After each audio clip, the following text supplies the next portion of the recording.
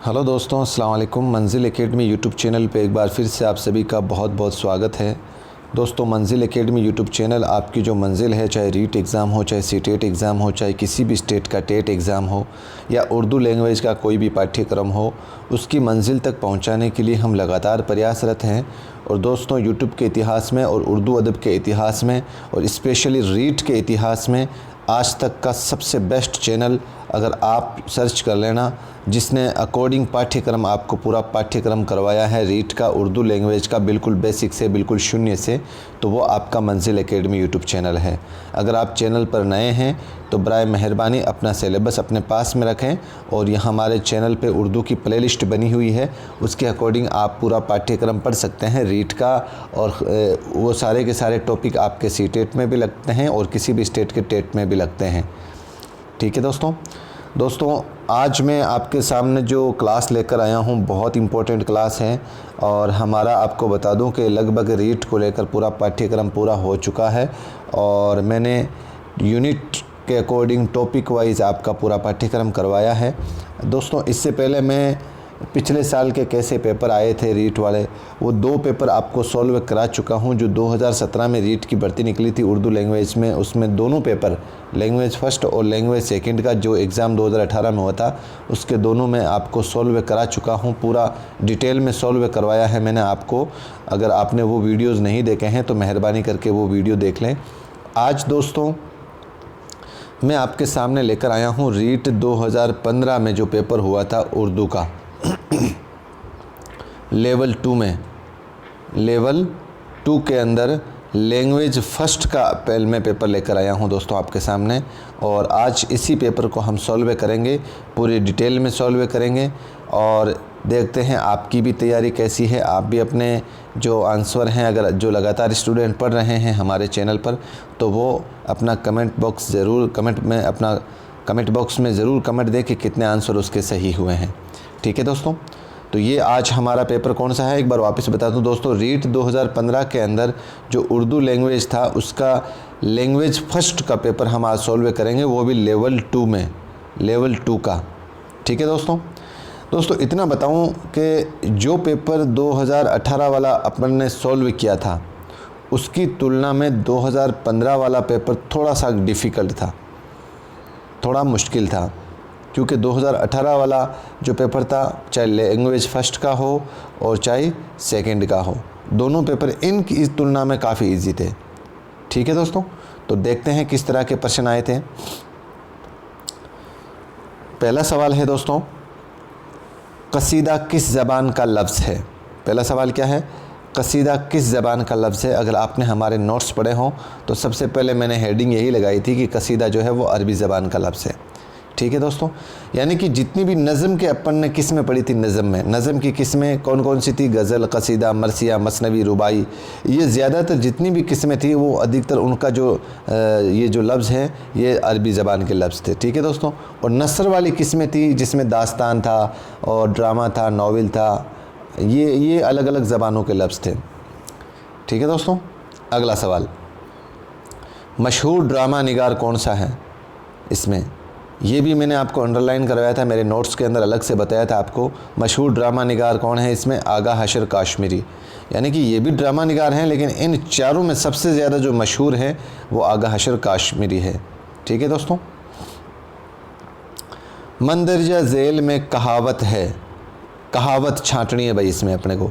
4 option है, अपने मुँह मियाँ मिट्ठू बनना, दाल में काला होना, दूध का दूध और पानी का पानी होना, अकल के नाखून लेना, अकल के नाखून लेना।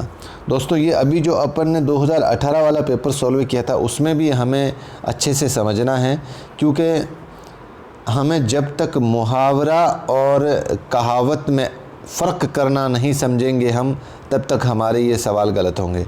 क्यों गलत होंगे, क्योंकि अब सीधा मुहावरा बहुत कम देते हैं या मिसाल अपने कहावत कम देते हैं, इनको कंपैरिजन के रूप में दोनों को एक सवाल में इंक्लूड करते हैं वो। तो हमें यहाँ पर 3 ऑप्शन मुहावरे के छांटने हैं और 1 ऑप्शन कहावत का है, उसको सही करना है। तो इसके अंदर आपका जो ऑप्शन सही है वो है दूध का दूध और पानी का पानी। ये आपके दोस्तों कहावत है। मुहावरे में क्या होता है दोस्तों, मुहावरे के अंदर असली माने के अलावा दूसरा माना लिया जाता है। यानी कि जो आपको मुहावरा दिया गया है उसके असली माने के अलावा दूसरा माना भी इसमें लिया जाता है। जैसे अपने मुंह मियाँ मिट्ठू बनना, दाल में काला होना, यानी कि इसमें कोई ना कोई तो ख़राबी, हम कहते हैं ना दाल में कुछ तो काला ज़रूर है, तो यहाँ पर हम दूसरा माना ले रहे हैं, दूसरा अर्थ ले रहे हैं। अकल के नाखून लेना, और दूध का दूध पानी का पानी होना। यहाँ पर देखो सीधी कहावत मुंह पे मारते हैं ना हम किसी के, दूध का दूध पानी का पानी हो जाएगा, तो ये दोस्तों यहाँ पर कहावत है। अगला सवाल,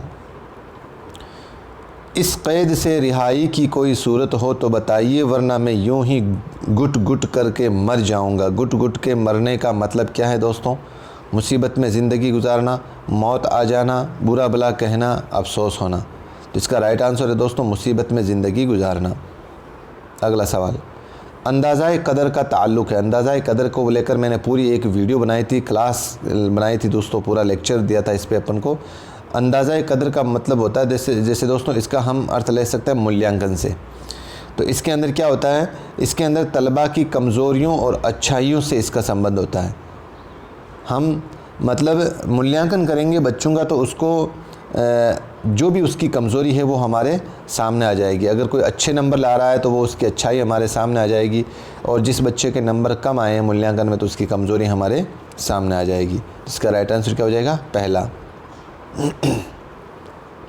अगला सवाल, किस तरीक़ाए तदरीस में कायदे और कुल्लिये पहले बताए जाते हैं और उनका इंतबाक बाद में, और उनकी मिसालें बाद में दी जाती है। दोस्तों ये भी मैंने लाइन आपको मेरे नोट्स में लिखा दी है, आप पढ़ लेना भले आराम से, अच्छे से कंपैरिजन करके मैंने इसको बताया था आपके।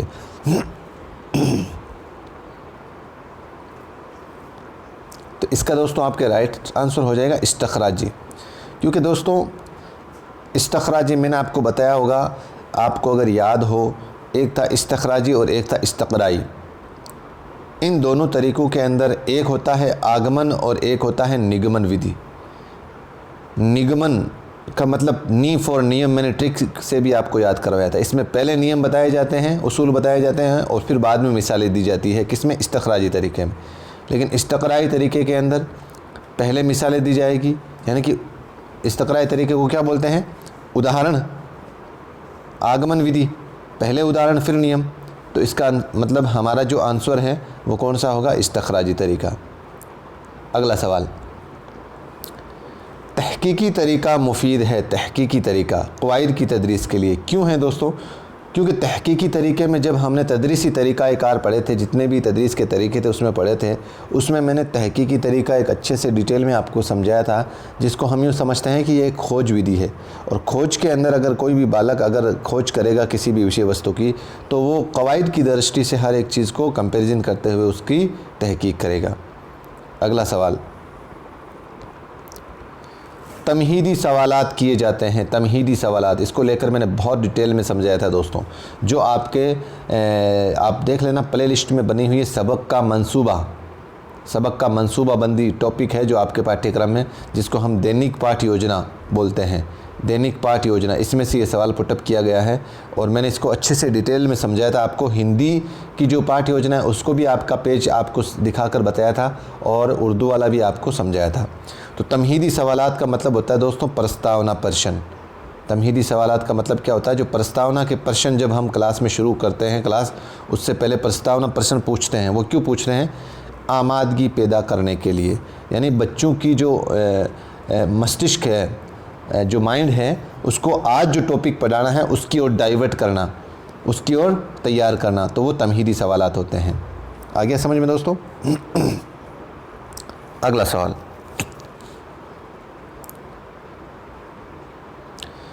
कसीर जवाब में एक सवाल के जवाबात दिए जाते हैं। कसीर सवाल में, तो कसीर का मतलब होता है दोस्तों बहुत ज़्यादा। अब बहुत ज़्यादा के अंदर आपके इस ऑप्शन में हमें देखो 3 या 4 सही गलत दोनों, 2 जवाब, इनमें से कोई नहीं। तो कसीर जवाब में मतलब हम बहुत ज़्यादा जवाब देंगे, तो 3 या 4 ऑप्शन है इसमें अधिकतम, तो इसका राइट आंसर पहला हो जाएगा। खेल खेल में हुरूफ शिनासी कराई जाती है। खेल खेल में भाई हुरूफ की पहचान करवाई जाती है, किसके ज़रिए, टेप रिकॉर्डर के ज़रिए, दरसी कुतुब के ज़रिए, तालीमी ताश के ज़रिए, इनमें से कोई नहीं। तालीमी ताश के ज़रिए दोस्तों जब हम मॉन्टेसरी तरीका पढ़ते हैं तो उसमें इस तरीके के कुछ गत्ते वगैरह इस तरीके से बनाए जाते हैं जिसमें उसमें हुरूफ की पहचान कराई जाती है। तो इसका राइट आंसर क्या हो जाता है? तालीमी ताश का ज़रिया। आगे आपके पैसेज है, चलो पढ़ते हैं इसको। इब्न सीना ने साइंस पर बहुत ही किताबें लिखी है। इसके अलावा इल्म तब पर भी किताबें लिखी हैं, जिनमें सबसे ज़्यादा मशहूर किताब अल क़ानून है। इस किताब में बीमारियों के तफसीलात, इलाज के नुस्खे और इस सिलसिले में अपने तजुर्बात बयान किए हैं। दुनिया की दूसरी ज़बानों में इस किताब के तर्जुमे हो चुके हैं। अल क़ानून की अशात के बाद 600 साल तक इस्लामी दुनिया ही में नहीं, यूरोप में भी तब की तालीम इब्न सीना की इस किताब से दी जाती है। इब्न सीना ने अपनी सारी ज़िंदगी साइंस के लिए वक्फ़ कर दी। उन्होंने बहुत सी ईजादात की और इंसानी फ़लाह की बहुत से काम किए। रियाजी और फ़ल्कियात से भी उन्होंने बहुत सी दिलचस्पी थी। उन्होंने हमदान में रुस्तगाह तामीर करवाई। तब लफ्ज़ होता है दोस्तों, आप जो इलाज मुआलजा का इल्म जो होता है ना, वो तब कहलाता है, इलाज मुआलजा। अब मुआलजा क्या होता है दोस्तों? मुआलजा का मतलब होता है दोस्तों दवा दारू। जो भी आप कोई किसी बीमारी का इलाज कर रहे हैं, उसके लिए जो दवा ईजाद की जाती है उसको बोलते हैं तब। पहला सवाल इस पैराग्राफ में से, अल क़ानून कितने सालों तक इल्म तब की तालीम के लिए इस्तेमाल की जाती रही है? रहा दोस्तों इसका सीधा आंसर 600 साल। इसका राइट आंसर क्या हो जाएगा? 600 साल। ईजाद करना का मतलब आविष्कार करना, ईजाद करना का मतलब आविष्कार करना, मतलब नई चीज़ वजह करना। इसका आंसर नई चीज़ वजह करना। तजुर्बात की वाहिद है, तजुर्बात की वाहिद दोस्तों तजुर्बा है, ठीक है। तखरीब का मुतज़ाद, अब तखरीब का पहले दोस्तों जब तक आपको माना नहीं आएगा तब तक आप इस सवाल को सही नहीं कर पाओगे, क्योंकि तखरीब का माना होता है दोस्तों उजाड़ना। तखरीब का माना क्या होता है? उजाड़ना। अब जब आप इसका माना कर लोगे तो उजाड़ना का आप मुतज़ाद या विलोम शब्द क्या बताओगे? तामीर करना। उल्टा हो गया ना दोस्तों, हम किसी का एक तो घर उजाड़ रहे हैं और एक हम किसी का घर तामीर कर रहे हैं, उल्टा हो गया ना दोनों। अगला सवाल, इस किताब में बीमारियों की तफसीलात, इलाज के नुस्खे, ये अलामत, कौन सी अलामत? ये देखो इसमें कोमा करके बता रहा है ना, ये अलामत कहलाती है, क्या कहलाती है दोस्तों? ये सक्ता कहलाती है, यानी कि जिसको अपन कोमा बोलते हैं ना, ये क्या कहलाती है दोस्तों? सक्ता कहलाती है। समझ में आ गया दोस्तों? अगला सवाल भी दोस्तों आपके पैराग्राफ को लेकर है, चलो पढ़ते हैं इसको। अगले दिन जब चिड़िया बाहर गई हुई थी, किसान और उसका बेटा फिर खेत पर आए। किसान ने कुछ पौधे को हाथ में लेकर कहा, पड़ोसी तो नहीं आए, कल उन्हें काटने के लिए मैं अपने भाइयों से कहूँगा, वो काट देंगे। चलो बेटा हम उनसे कह दें। जब शाम को चिड़िया दाना लेकर आई तो बच्चों ने उसे सारी बात बता दी और चिड़िया ने कहा, डरो मत, उसके भाई नहीं आएंगे, उनके पास अपने काम हैं। अगले दिन भी गेहूं काटने कोई नहीं आया। शाम को किसान और उसका बेटा खेत पर आए। किसान ने कहा, देखो भाइयों ने हमारा गेहूं नहीं काटा, अपना काम हमें खुद ही करना पड़ेगा वरना गेहूं ख़राब हो जाएगा। चलो कल हम खुद काटेंगे। अगले दिन किसान और उसका बेटा खुद ही गेहूं काटने आए। इस पैराग्राफ से सवाल देखते हैं। इस कहानी से हमें सबक मिलता है अपना काम खुद करने का, क्योंकि जब वो 2-3 दिन देखते हुए हो गए उन दोनों बाप बेटों को कि कोई भी काटने के लिए नहीं आए, तो अगर नहीं काटेंगे तो गेहूँ ख़राब हो जाएंगे। तो इससे हमें क्या सबक मिलता है? अपना काम खुद करने का। किसान और उसका बेटा फिर खेत पर आए, जुमले में फ़ाइल है। किसान और उसका बेटा फिर खेत पर आए। दोस्तों यहाँ पर किसान और उसका बेटा दोनों फ़ाइल है, किसान भी है और उसका बेटा भी फ़ाइल है। फ़ाइल का मतलब काम करने वाला, ठीक है ना, जिसको अपन सब्जेक्ट बोलते हैं, कर्ता। अगला सवाल, देखो भाइयों ने हमारा गेहूं नहीं काटा में फ़ेल है। देखो भाइयों ने हमारा गेहूं नहीं काटा, इसमें फ़ेल है। कौन सा है दोस्तों? फ़ेल मुतअद्दी है। फ़ेल मुतअद्दी है। तो फ़ेल मुतअद्दी अगर जब तक हमें इसकी परिभाषा नहीं समझेंगे तब तक हमें ये समझ में नहीं आएगा। दोस्तों फ़ेल, मैं गारंटी देता हूँ दोस्तों, फ़ेल मुतअद्दी, फ़ेल नाक़िस, फ़ेल लाजिम और फ़ेल अमर को लेकर आपके, चाहे आप लैंग्वेज फर्स्ट ले लेना, सेकंड ले लेना, एक सवाल इसमें से आएगा, गारंटी है मेरी दोस्तों।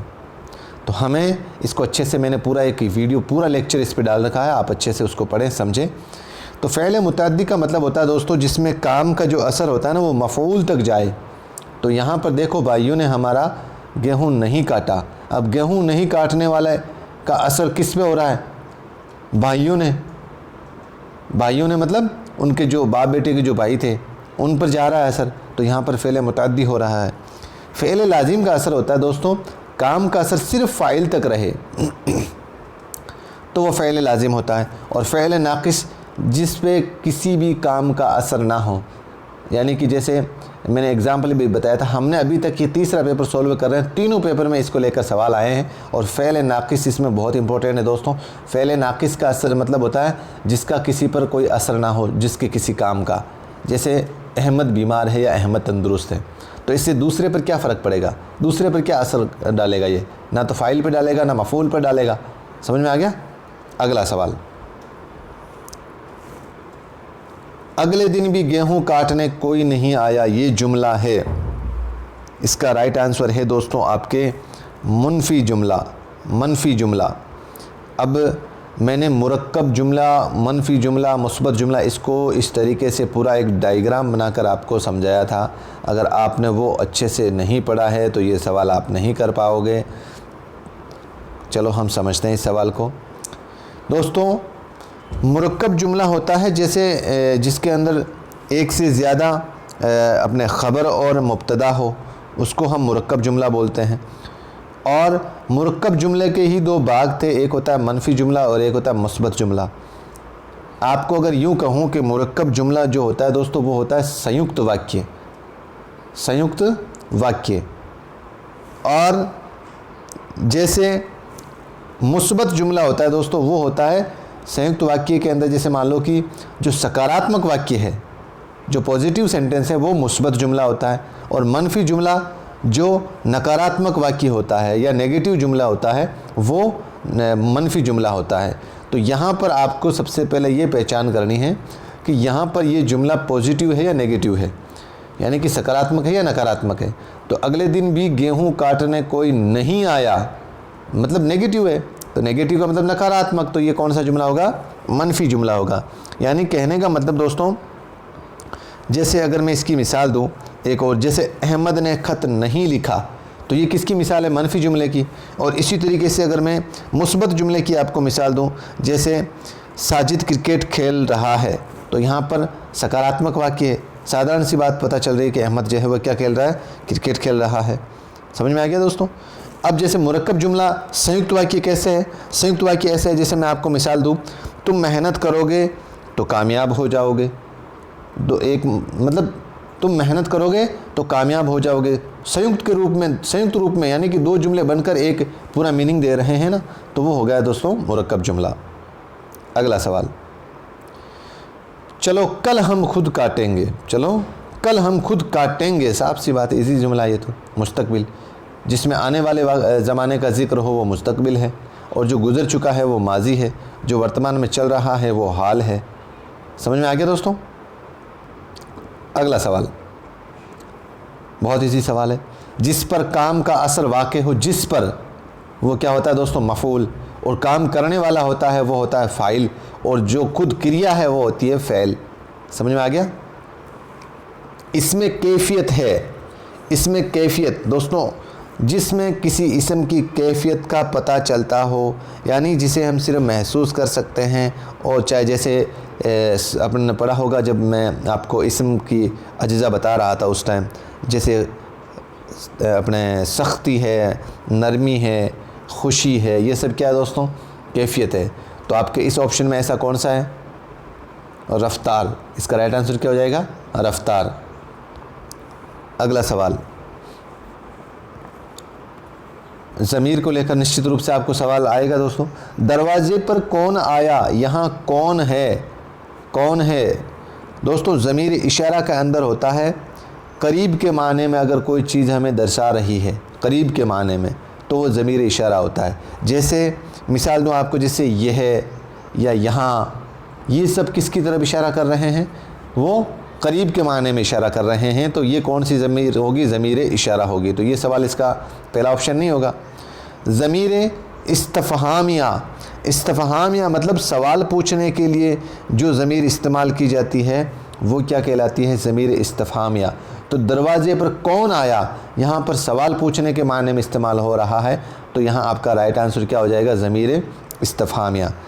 दोस्तों ज़मीर मौसूला क्या होता है? जिसकी हालत का इल्म उसके बाद आने वाले दूसरे जुमले से हो। ज़मीर मौसूला ध्यान से सुन लेना, जिसकी हालत का इल्म, यानी कि ऐसी ज़मीर जिसकी हालत का इल्म उसके बाद आने वाले दूसरे जुमले से हो, तो वो कौन सी कहलाती है ज़मीर? ज़मीर मौसूला। जैसे मैं आपको एक इसकी मिसाल दूँ, वो किताब जो कल चोरी हो गई थी मिल गई। वो किताब जो कल चोरी हो गई थी वो मिल गई। तो यहाँ पर हमें उसकी हालत का इल्म किस वाक्य से पता चल रहा है? मिल गई दूसरे वाक्य से पता चल रहा है। तो यहाँ पर कौन सी ज़मीर होगी? ज़मीर मौसूला। ज़मीर तनकीर होता है दोस्तों, नामालूम चीज़ों के लिए इस्तेमाल की जाने वाले ज़मीर को ज़मीर तनकीर कहते हैं। नामालूम का मतलब, जैसे आपको मैं मिसाल दूँ, जैसे कोई जा रहा है, कुछ हुआ होगा, तो यहाँ पर कोई कुछ, तो हमें कोई मालूम थोड़ी चल रहा है, फिक्स किसी चीज़ का पता थोड़ी चल रहा है। तो यहाँ पर इसका राइट आंसर क्या होगा हमारे सवाल में? ज़मीर इस्तिफ़हामिया। अगला सवाल,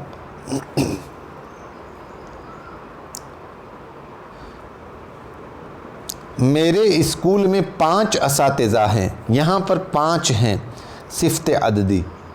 सिफ़्त अददी क्यों है दोस्तों? सिफ़्त अददी के अंदर आपकी जो गिनती और तादाद है उसको ज़ाहिर किया जाता है। फ़िक्स जो गिनती होती है उसको ज़ाहिर किया जाता है। और सिफ़्त मिक़दारी के अंदर जो नापतोल होता है, नापतोल का जो पैमाना होता है, जैसे 5 किलो, 8 किलो, 10 किलो, वो सब सिफ़्त मिक़दारी में आता है। तो यहाँ पर यानी कि सिफ़्त अददी का मतलब होता है दोस्तों, आपके यूँ समझो कि आपके adjective of number, adjective of number, वो सब क्या होता है दोस्तों? सिफ़्त अददी। और एडजेक्टिव ऑफ क्वांटिटी, वो सब क्या होता है दोस्तों? सिफ़्त मिक़दारी। अब सिफ़्त निस्बती क्यों नहीं है यहाँ पर? सिफ़्त निस्बती के अंदर हमने पहले वाले पेपर में सॉल्व किया था कि जिससे किसी शख्स या चीज़ से निस्बत ज़ाहिर हो, संबंध ज़ाहिर हो, तो वो होता है सिफ़्त निस्बती। और सिफ़्त ज़ाती का मतलब होता है दोस्तों अंदरूनी या बैरूनी कैफियत का पता चलने वाली सिफ़त क्या कहलाती है? सिफ़्त ज़ाती। जैसे मिसाल दूँ आपको, शरीफ लड़का, तो यहाँ पर उसकी अंदरूनी कैफियत का पता चल रहा है। और सुर्ख आँखें, यहाँ पर उसकी बैरूनी कैफियत का पता चल रहा है। समझ में आ गया? इसका राइट आंसर क्या हो जाएगा? सिफ़्त अददी। वावीन की अलामत कौन सी है? वावीन का अलामत यहाँ पर यह होता है दोस्तों, आपने रमूज़ औकाफ जो चार्ट पढ़ा है पूरा इसमें मैंने अच्छे से समझा रखा है। मुख्तसर का मुतज़ाद है। मुख्तसर का मुतज़ाद है दोस्तों, इसका राइट आंसर है मुफस्सिल। मुख्तसर का मुतज़ाद विलोम शब्द पूछ रहा है। मुख्तसर का मतलब होता है बिल्कुल शॉर्ट रूप, और मुफस्सिल का मतलब होता है तफसील के साथ पूरा वर्णन किया गया। समझ में आ गया दोस्तों? अगला सवाल, दिले नादां तुझे हुआ क्या है, आखिर इस दर्द की दवा क्या है? तो यहाँ पर ये शेर क्या है दोस्तों? मतला है, किताबंद है, या मक्ता है, या तशबीब है? देखो दोस्तों, तशबीब तो हो नहीं सकता। क्यों नहीं हो सकता? क्योंकि तशबीब के अंदर हम किसी शख्स के साथ तुलना करके और उसको अच्छा बताते हैं। तो यहाँ पर ऐसी कोई तुलना नहीं हो रही है। मक्ता के अंदर शायर जो होता है वो अपना शायराना लफ्ज़, शायराना नाम उसमें उस शेर के अंदर डालता है। तो इसमें कोई शायराना नाम नहीं है। ये 2 ऑप्शन तो गलत हो गए। फिर आता है दोस्तों किताबंद। किताब के माने वैसे देखें तो ये कोई शॉर्ट आपके नज़म की एक पोइम होती है, और इसके माने तो वैसे होते हैं टुकड़े टुकड़े करने के। ठीक है, तो ये भी नहीं है। अब मतला के अंदर ये होता है दोस्तों, चाहे वो गज़ल का हो चाहे कसीदे का हो, और मतला की पहचान ये होती है जिसके दोनों शेर हम काफ़िया हो और हम रदीफ़ हो, दोनों शेर। तो यहाँ पर देखो, हवा और दवा, ये तो हो गया काफ़िया, क्या है ये हो गया रदीफ़। तो दोनों शेर आपके जिसमें हम काफ़िया और हम रदीफ़ हो, तो वो जुमला क्या कहलाता है? मतला कहलाता है। वो तवील नज़म जिसमें कोई किस्सा या वाक़या सिलसिलेवार के साथ बयान किया जाए, मैंने ये पूरी की पूरी लाइन मेरे नोट्स में है, जैसे कि जैसी डाल रखी है, वो होता है दोस्तों मसनवी। सिलसिलेवार बयान किया जाए वो होती है दोस्तों मसनवी। क्योंकि कसीदे के अंदर तो किसी की मिदह यानी किसी की मजाक उड़ाई जाएगी, या किसी को छेड़ा जाएगा, और गज़ल के अंदर औरतों से हुस्न इश्क की बातें की जाएगी, और अपने मरसिया के अंदर जो कोई मर जाता है उसके गम का इजहार किया जाता है, और मसनवी के अंदर कोई भी किस्सा या वाक़या को सिलसिलेवार बयान किया जाता है। अगला सवाल, मरसिया में फिरावानी होती है, मतलब मरसिया का जो मेन आप मकसद समझो वो क्या होती है दोस्तों? मरसिया के अंदर मरसिया का मकसद क्या होता है? यहाँ पर दोस्तों माफूकुल फितरत मैंने ये बताया था, ये विशेषता होती है दास्तान की। मदहिया व नसर ये होती है दोस्तों कसीदा की, मदहिया की, किसी की तारीफ़ करना, इनमें से कोई नहीं, ये तो होगा नहीं। तो इसमें मरसिया का आंसर है आपके फिरावानी, यानी कि रज़मिया उनासिर। रज़मिया उनासिर यानी कि इसका मतलब होता है दोस्तों जिसमें गम का, रज़्म का यानी कि गम का इजहार किया जाए। गम का इजहार कब किया जाता है? जब हम किसी के मरने वाले पर किया जाता है, तो वो मरसिया होगा इसका राइट आंसर। और दोस्तों अंतिम सवाल है इसका, ऐसा नसरी किस्सा जिसमें हकीकी ज़िंदगी का अक्स नज़र आता है। हकीकी ज़िंदगी का अक्स नज़र आता है दोस्तों। इसके अंदर आपके ये बोनस दिया गया था। क्यों दिया गया था? क्योंकि नाविल और खाका ये दोनों ऑप्शन में ही इसमें सही थे, तो इसलिए बोर्ड ने इसमें बोनस दे दिया था सभी विद्यार्थियों को। तो दोस्तों ये आज हमारा जो 2015 में रीट का जो पेपर हुआ था लेवल 2 का और लैंग्वेज फर्स्ट का, ये आज आपके सामने मैंने रखा है। और कैसा लगा मेरा ये आज का क्लास, आप अपना कीमती मशवरा मुझे कमेंट बॉक्स में ज़रूर दें। और अगर वास्तव में आपने देखा होगा, अगर जो विद्यार्थी कंटिन्यू पढ़ रहे हैं मेरे चैनल पे, उनको आप इस पेपर में मेरा जो कंटेंट जो आपको उपलब्ध करवाया गया है, आप उस कंटेंट को इस पेपर से अटैच करके ज़रूर देखें। मेरी गारंटी है दोस्तों, जिस तरीके से जिस एग्ज़ाम पैटर्न पे मैंने आपको पढ़ाया है, यूट्यूब के इतिहास में ऐसा कोई चैनल नहीं है। अगर आप सचमुच कम समय में उर्दू लैंग्वेज के माध्यम से आप रीट में बेनिफिट या मेरिट में आना चाहते हो, तो ईमानदारी से आप हमारे इस चैनल पर स्टडी करें। इतना भरोसा दिलाता हूं दोस्तों कि आपके 30 में से 25 सवाल मेरी गारंटी है मैं दिला दूंगा, अगर आप मेरे कंटेंट को पूरी ईमानदारी से पढ़ते हैं तो। दोस्तों भरोसा सबसे बड़ी ताकत है, अगर आप वो रखते हैं तो। ठीक है दोस्तों, और बदले में मैं सिर्फ आपसे एक ही गुजारिश कर रहा हूं कि आप, मेरी हौसला अफजाई सिर्फ आप हैं, क्योंकि मेरे पास ना तो बड़े बड़े संस्थानों की तरह कोई इनकम सोर्स हैं, और ना ही मेरे पास उतना इंफ्रास्ट्रक्चर है, और ना ही मेरे पास इतनी बड़ी कोई टीम है। मेरी ताकत जो है वो आप हैं। आप मेरे इस चैनल को ज़्यादा से ज़्यादा लोगों तक पहुंचाएं, सब्सक्राइब करवाएं और चैनल को लाइक करवाएं। यही मेरी हौसला अफजाई है। आपसे सिर्फ एक ही दरख्वास्त है दोस्तों। तो कैसा लगा वीडियो, कमेंट बॉक्स में अपना मशवरा ज़रूर दें, और दीजिए मुझे इजाज़त। मिलते हैं एक नए वीडियो के साथ। अस्सलाम वालेकुम, खुदा हाफिज़, जय हिंद।